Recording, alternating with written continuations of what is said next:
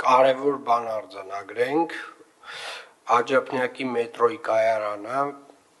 մեր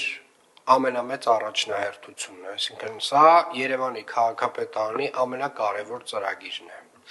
Սա նշանակում է Տիկին Բաբայան, որ այսուհետ շաբաթական ռեժիմով, այսինքն երկուշաբթի օրերին,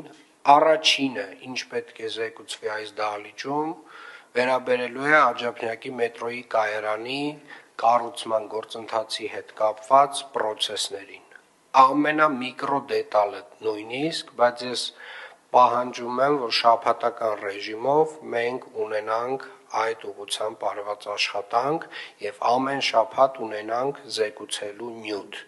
որը նշանակում է, որ ես ինքս անձամբ շաբաթական ռեժիմով, երբ որ պետք է գործընկերներին զանգահարել, նամակ գրել, գրություն ուղարկել,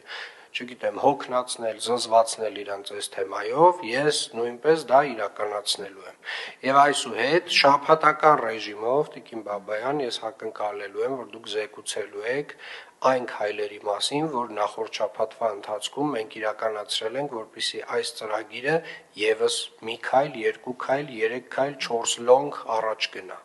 Եվ սա դառնալու է նորման մինչև այն պահը, երբ որ բուն իրական շինարարությունը մենք կսկսենք այդտեղ։